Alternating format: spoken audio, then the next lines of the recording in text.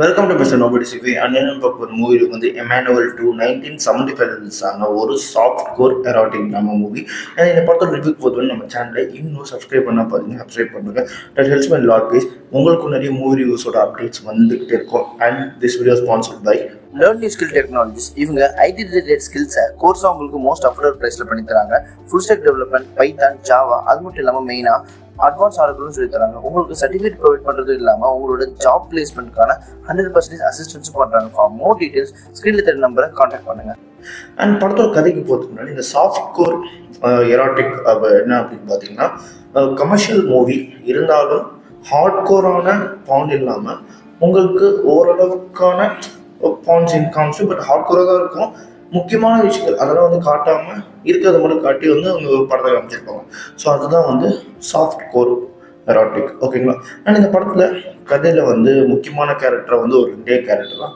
ஒன்று வந்து எமானுவல், நம்ம படத்தில் ஹீரோயின். அவங்க வந்து தன்னோட ஹஸ்பண்ட் ஆன ஜீனை பிரிஞ்சு 2 மாதமாக வேற ஒரு ஊரில் இருக்காங்க. இப்போ திரும்பி ஹஸ்பண்ட் பார்க்க போகிறாங்க. ஷிப்பில் போகிறாங்க. 2 மாதம் கழிச்சு ஹாங்காங் போகிறாங்க. ஹாங்காங் வந்து ஹஸ்பண்ட் இருக்காரு, அங்கே போகிறாங்க. போகிற சமயத்தில் வந்து ஷிப்பில் வந்து ஒரு பொண்ணோட அவங்களுக்கு வந்து ஃபிசிக்கல் ரிலேஷன்ஷிப் வந்து நடந்தது, ஓகேங்களா. அங்கே போனதுக்கப்புறம் தன்னோட ஹஸ்பண்ட் கூடயும் ஃபிசிக்கல் ரிலேஷன்ஷிப் வச்சுக்கிறாங்க. இவங்களோட ரிலேஷன்ஷிப் எப்படி இருக்குது அப்படின்னு பார்த்தீங்கன்னா ரொம்ப ஓப்பன்டாக இருக்குது. இப்போ வந்து ஹஸ்பண்ட் வந்து அங்கே யார் யார் கூட ஃபிசிக்கல் ரிலேஷன்ஷிப் வச்சுக்கிறாங்க அப்படின்ற ஒரு விஷயத்த டிஸ்கஸ் பண்ணுறாங்க. அதே மாதிரி இவங்களும் இதுக்கு முன்னாடி யார் யார் கூட வச்சுருந்தாங்க, இதுக்கு முன்னாடி இவங்க யாருக்கும் வச்சுக்கல, ஏன்னா வந்து ஷிப்பில் அந்த பொண்ணோட இருந்தது மட்டும்தான். ஸோ அதையும் சொல்கிறாங்க.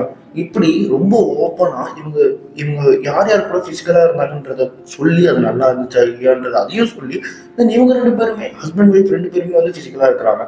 இந்த மாதிரி தான் இந்த படமே போகும். அதுக்கப்புறம் இவங்க ஹாங்காங் வந்து சுற்றி பார்ப்பாங்க. அங்கே வந்து ஒரு பொண்ணோட ஃப்ரெண்ட் ஆவாங்க, ஆனா மாதிரி அப்படின்னு சொல்லிட்டு. அந்த பொண்ணு யார் அப்படின்னு பார்த்தீங்கன்னா நம்ம ஹஸ்பண்ட் இருக்கிற பார்த்தீங்கன்னா ஜீன், அவரோட ஃப்ரெண்டான பீட்டரோட பொண்ணு, எங்கான ஒரு பொண்ணு, ஸ்டில் வர்ஜின், ஓகேங்களா.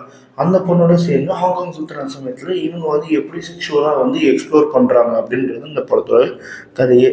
ஆக்சுவலாக வந்து இந்த படத்தோட கதையே கிடையாது.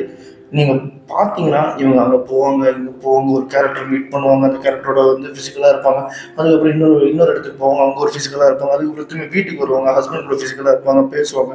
திரும்பி இதே மாறி தான் இந்த படம் ஃபுல்லாகவே இருக்கும். அதாவது 18+ லவ்வர்ஸ். இந்த ஸ்டோரிலாம் எனக்கு வேணாம். எனக்கு வந்து எப்போ படம் பார்த்தாலுமே எனக்கு வந்து புரியணும் அப்படின்னு நினச்சிங்கன்னா இந்த படத்தை நீங்கள் பார்க்கலாம். உங்களுக்கு எப்போ பார்த்தாலுமே என்னன்னு புரியும். ஏன்னா படத்தில் வந்து அது மட்டும்தான் ஒரு மாதிரி மேஜராக காமிப்பாங்க. தவிர்த்து ஸ்டோரி ஒன்றுமே ஸ்டோரிக்கான இம்பார்ட்டன்ஸ் எதுவுமே கிடையாது, ஓகேங்களா. அதனாலே இந்த படம் வந்து ஒரு average or below average, but 18+ scenes நிறையவே இருக்கும். அதனால இந்த படத்துக்கு 2.5 டோனர்ஸ் தருவேன். இதே மாதிரி மூவி ரிவ்யூ பார்க்கணும் நம்ம சேனலை சப்ஸ்கிரைப் பண்ணுங்க. நம்ம nobody boy. Have a great day.